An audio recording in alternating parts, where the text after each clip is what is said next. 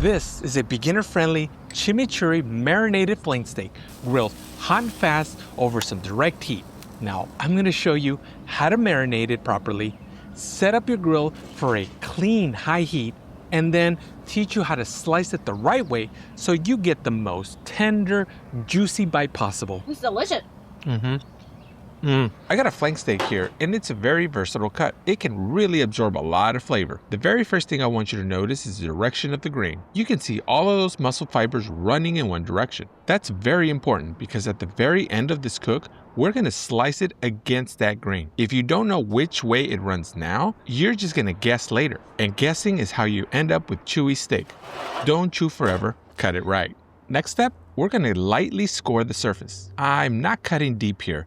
Just running my knife lightly across the surface in one direction, then across the other direction. Flip it over, and repeat the same thing on the other side. Remember, don't go too deep. The reason we're doing this is to prevent the infamous flank steak curl. When the flank steak hits high heat, it tends to contract and curl up. When that happens, you lose surface contact with the grain and your sear becomes uneven. This little scoring trick helps keep it flat so we get even browning on both sides. Now that that's done, remove any extra bits of fat or silver skin that might be hanging out. Let's move on to the marinade. Remember, full recipe is down in the description, but let me quickly put this together for you. For this chimichurri, I added finely chopped parsley, Mexican oregano, minced garlic, salt, pepper, some red chilies. It's a combination of a sweet pepper and one red Thai pepper for a touch of heat. Now our wet ingredients, some red wine vinegar, extra virgin olive oil, and you mix it up well. Chop it as fine as you can. Now, I'm not going to tell you not to use a food processor, but if the chore of hand chopping all of your ingredients kind of discourages you from trying this recipe, then use a food processor. Yes, it's better to hand chop all your ingredients, but you know what? I'd rather you use the food processor than not trying out this recipe. I'm removing about a third cup of this chimichurri to add it at the end. I'm also going to add a bit of water to thin it out. If you're using a bag, you could probably skip this step. Let's flip the steak over to get a nice coat on both sides.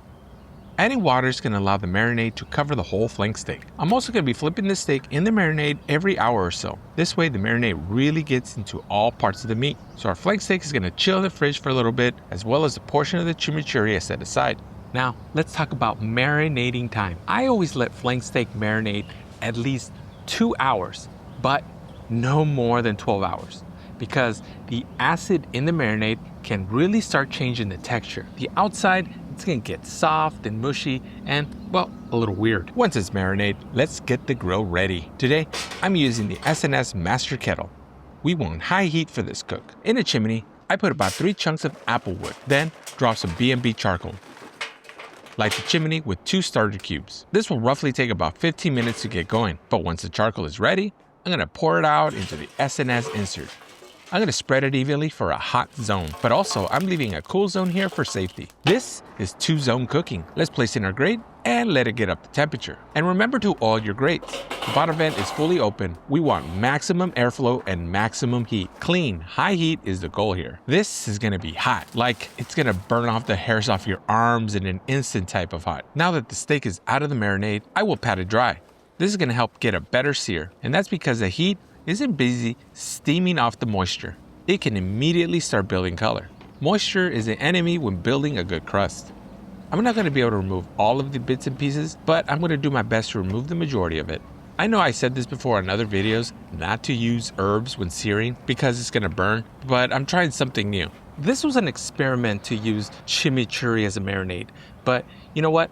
It was something I knew it was going to work. Chimichurri, it's got some herbs, some oil, and a bit of acid, which is really the base for any good marinade.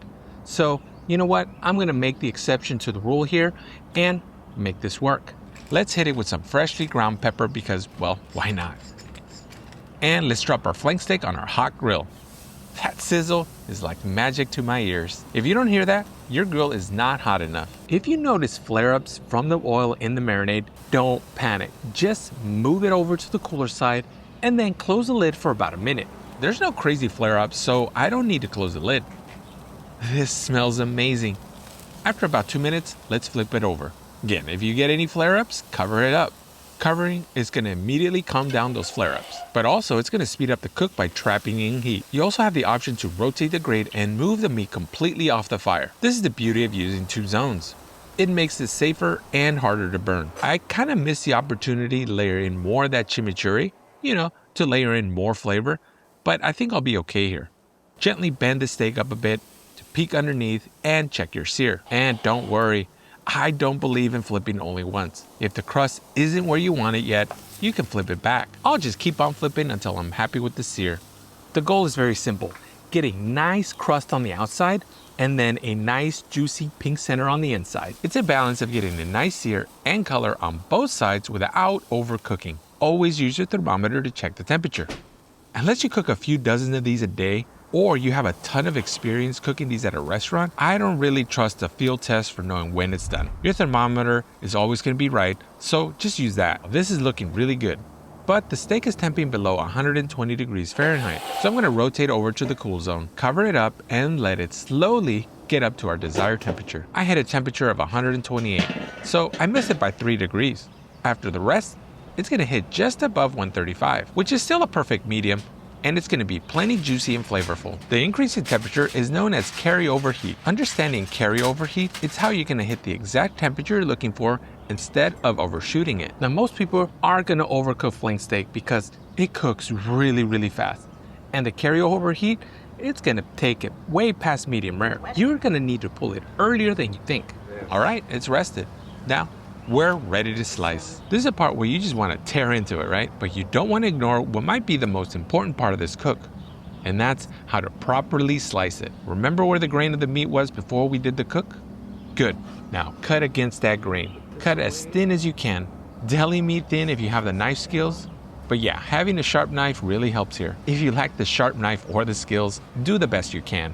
Now you see that slice? Going against the grain guarantees a soft, juicy bite. It's awesome to see that a cut like flank steak can be this tender and juicy. All I need is a good marinade, a good sear, and slicing it correctly. Perfect medium.